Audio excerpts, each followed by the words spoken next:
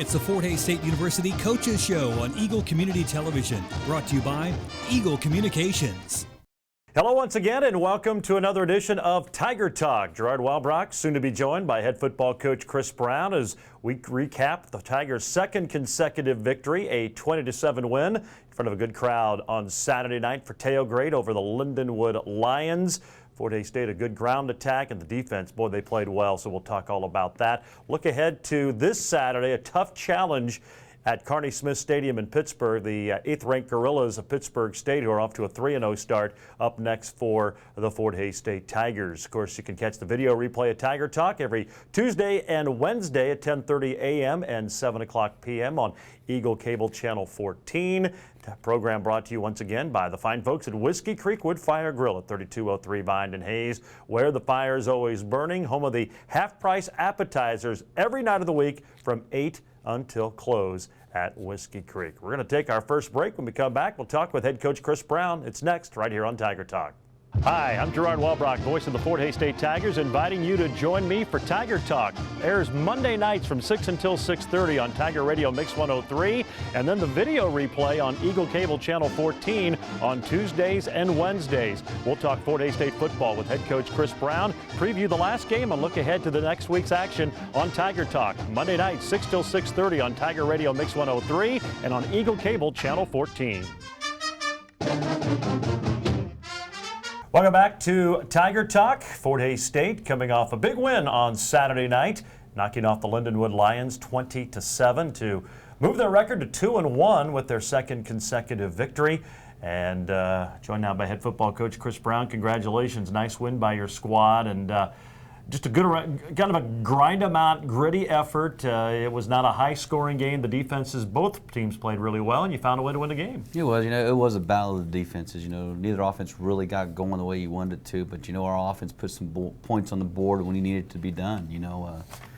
McPhail did a great job of getting an interception, scored on the interception, and then, they went down and scored after the half, and offense came back out after a few plays, had a big run by Kenneth Iheme, and JP made a field goal and a couple field goals, I believe, and that's huge for us. Put enough points on the board. I tell our guys, I don't care if we win by 1 point.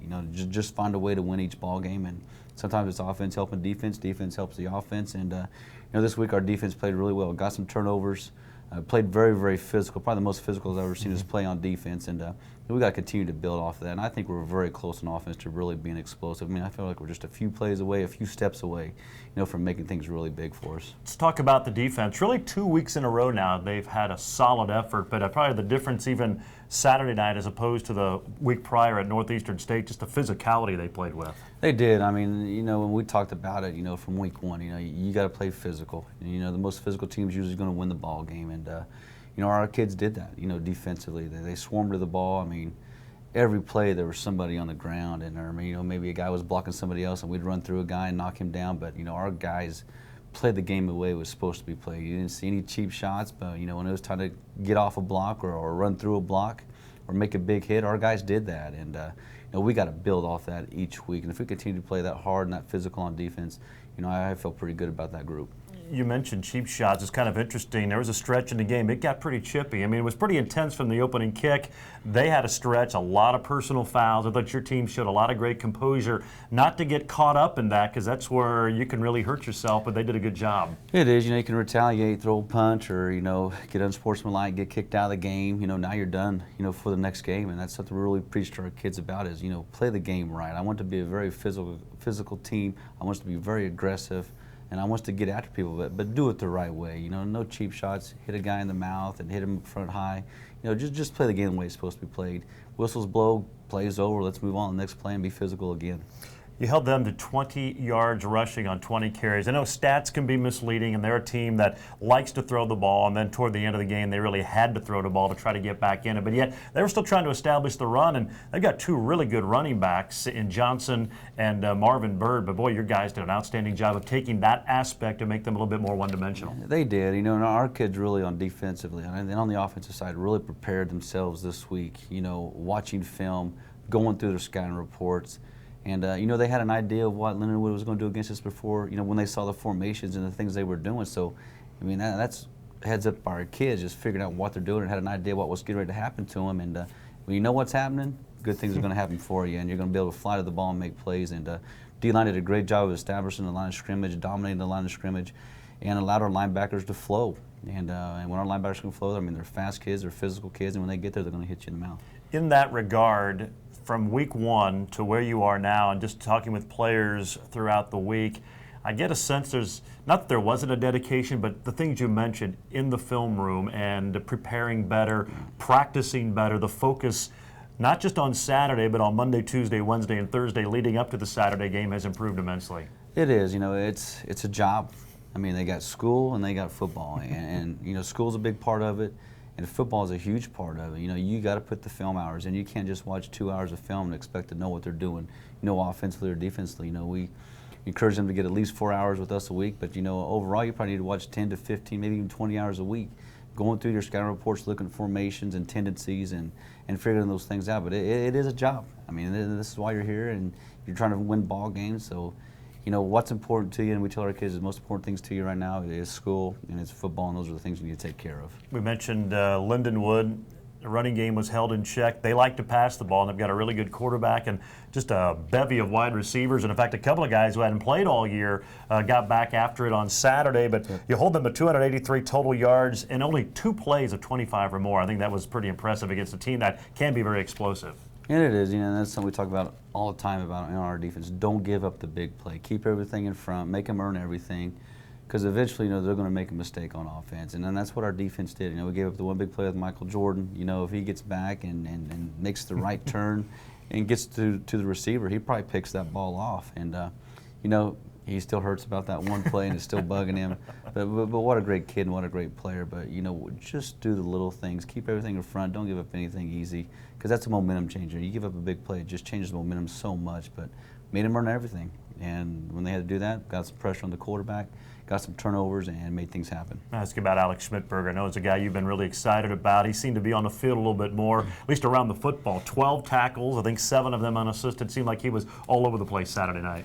Starting to feel comfortable at the linebacker spot now. You know, he's played linebacker, he's played outside. You know, he's done so many different things for us, and I think we found out where he fits in best in our defense, and that's at an inside linebacker position. And you know, he's a smart kid. He runs pretty well. He plays physical. He knows where he needs to fit in on the run game, and does a great job in pass route, you know, in his pass drops. And just really proud of how that way that kid has developed into becoming a great player for us. And you know, he was a walk-on kid for us, you know, when he first got here, and he's earned himself, you know, a scholarship now. And you know, it's good to see kids like that, you know, kids that really work their tails off, do the things that they need to do, and get themselves on the field, and earn themselves some money as well by doing the things right.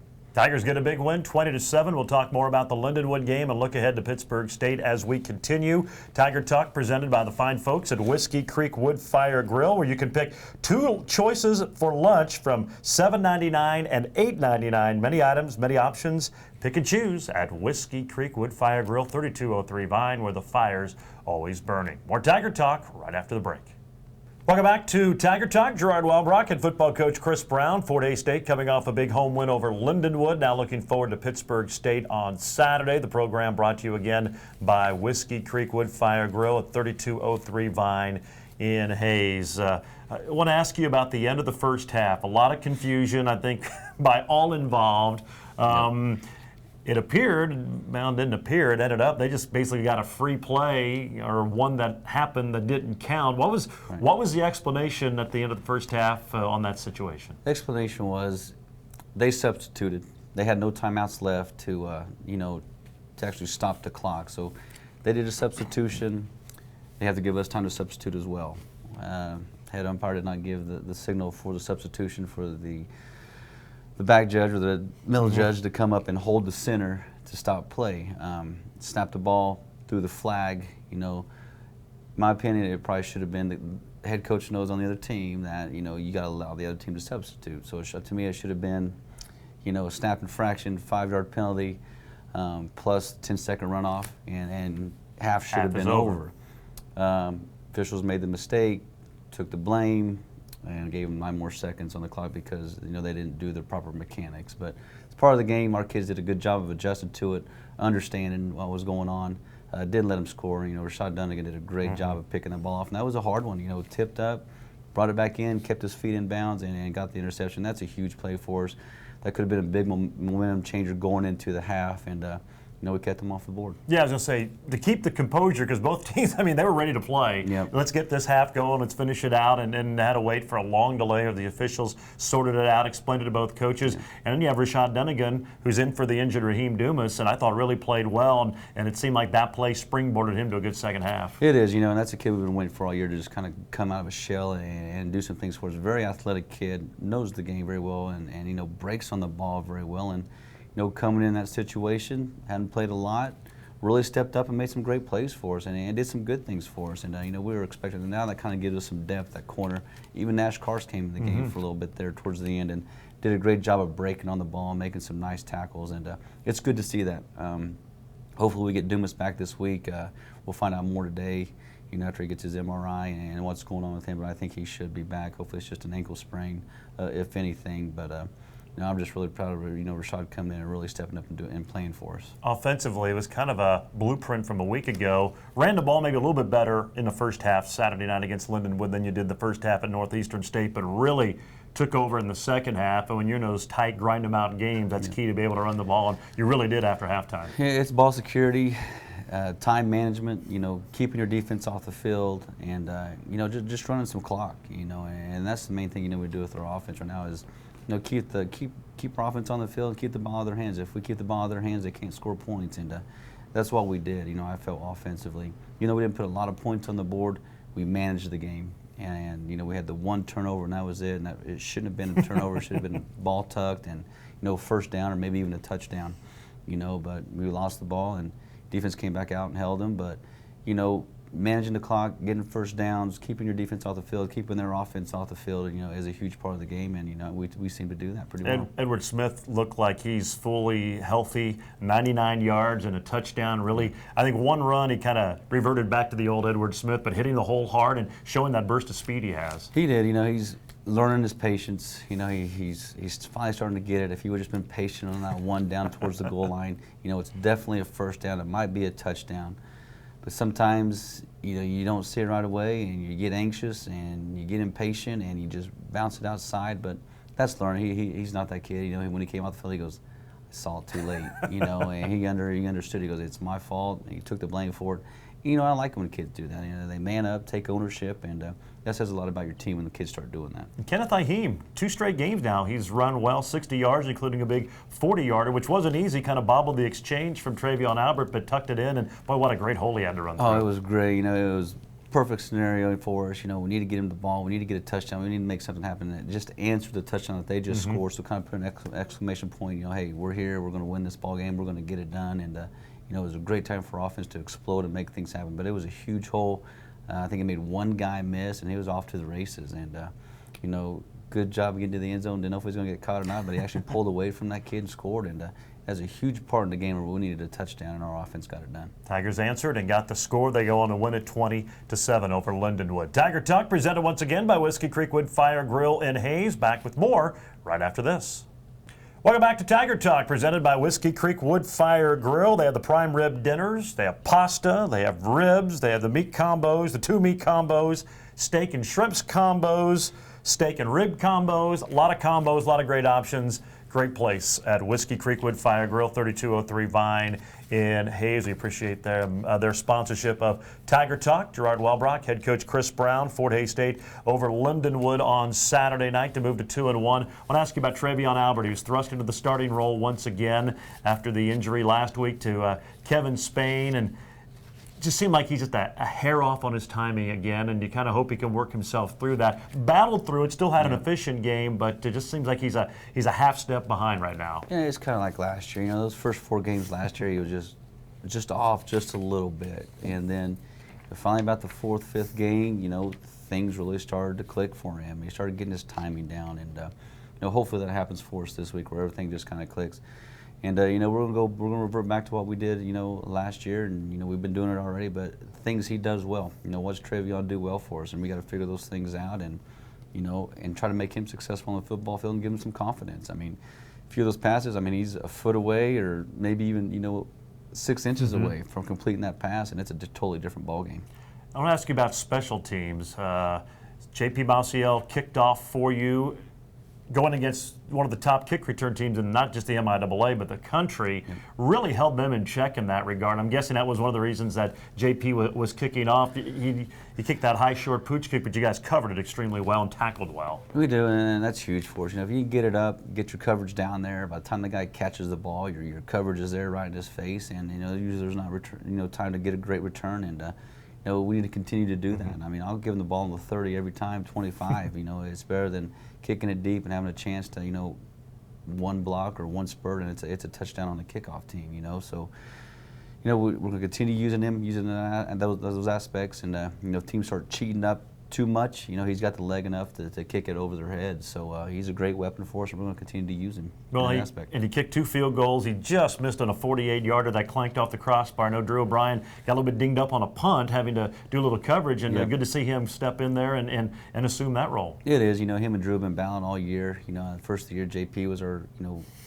extra point, and inside the 15, you know, he was our field goal guy, and then Drew was kind of anything deeper, and you know, he stepped in and did a good job for us. I thought that one was going to the 48-yarder. I thought it was going in for sure. Hit the post and then bounced back out. But you know, he's a competitor. He wants to do well. You know, he came out of the field, coach, I'm so sorry I missed that. I should have had that. And I was like, that was a great effort. You know, we can't ask for more than that. And you know, he did give a very good effort.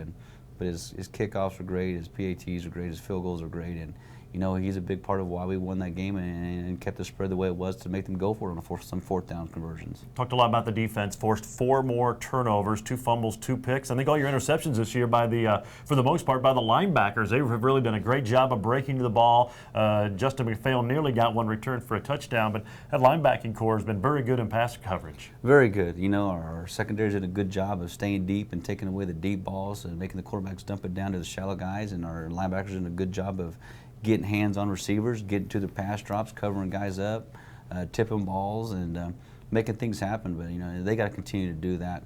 Each week we really focus in on pass drops and, you know, drops and where they're supposed to be in each situation in a pass game, and continue to get better, and good things will happen for them. But I'm really impressed with the way they played, you know, these first 3 weeks. Tiger defense played well. They're going to have to play really well this Saturday. Fort Hays State in Pittsburgh taking on the top 10 ranked Gorillas, who are off to a 3-0 start. We'll talk about the matchup when we return for our final segment right here on Tiger Talk.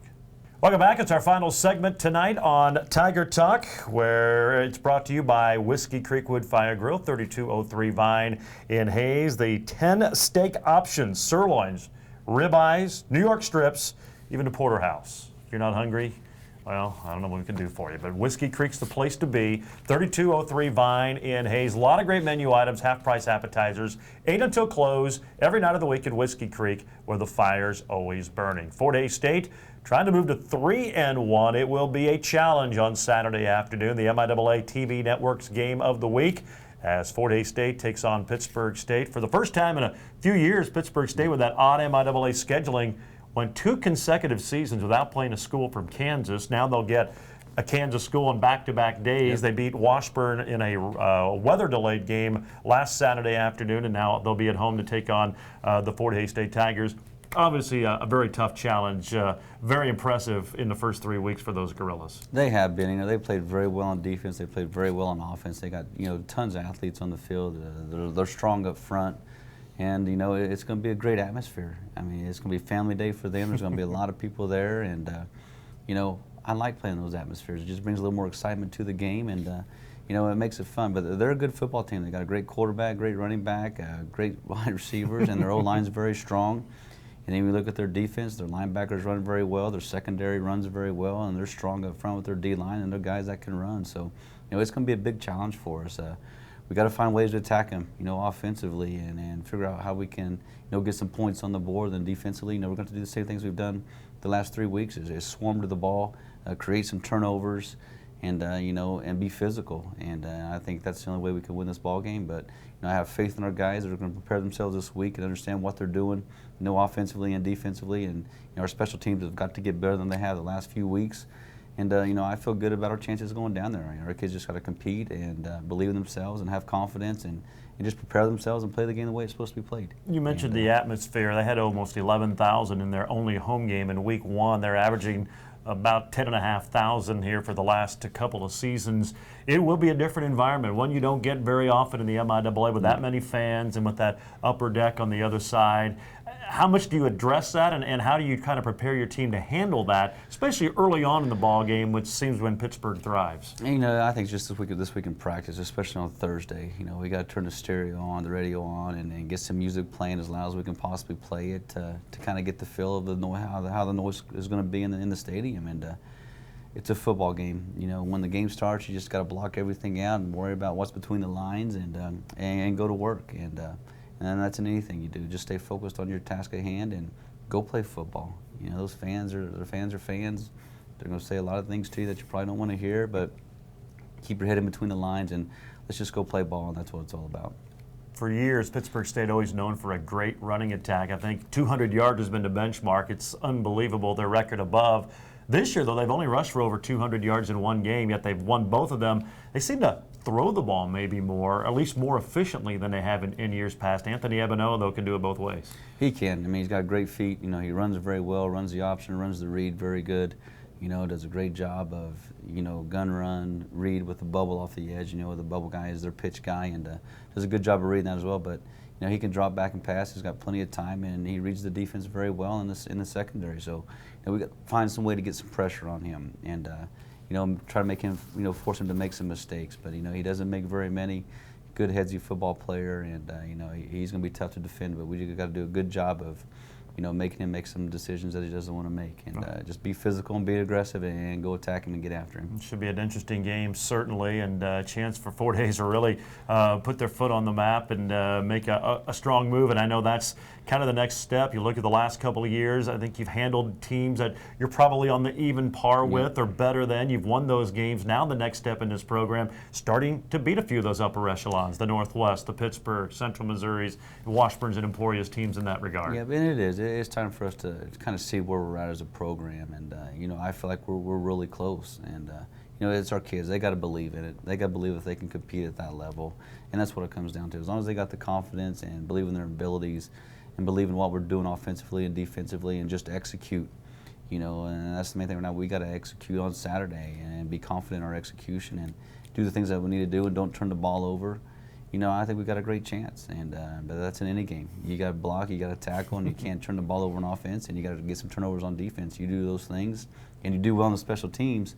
You do well on those things, and you know you got a great chance to win every ball game. Sometimes football is a very simple game. You just got to do those basics. Do the little things. Got to ask you, next 2 weeks, of course, Pitt State you played and were an All-American for the Gorillas and then coached so many years at Washburn. Do those games have any significance to you anymore, other than since you had spent so much time there, they just become another game? It's just, you know, it's just you get look at it as another game. You know, if you start getting too much into it and looking at too many different things, you start trying to do stupid things as a coach and just coaching the way that you always coach. Right. And that's what I really got to focus on, is just doing the things the way I always do them.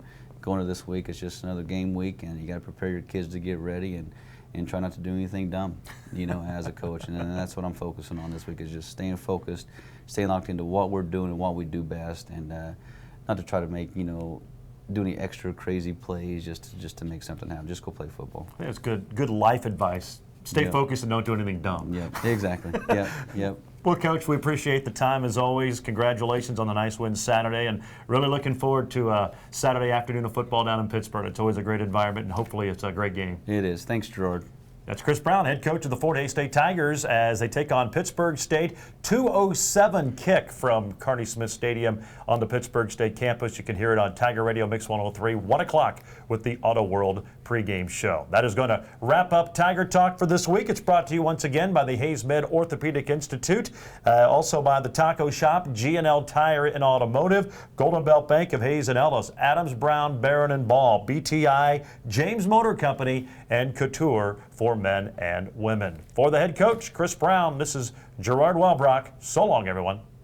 It's the Fort Hays State University Coaches Show on Eagle Community Television, brought to you by Eagle Communications.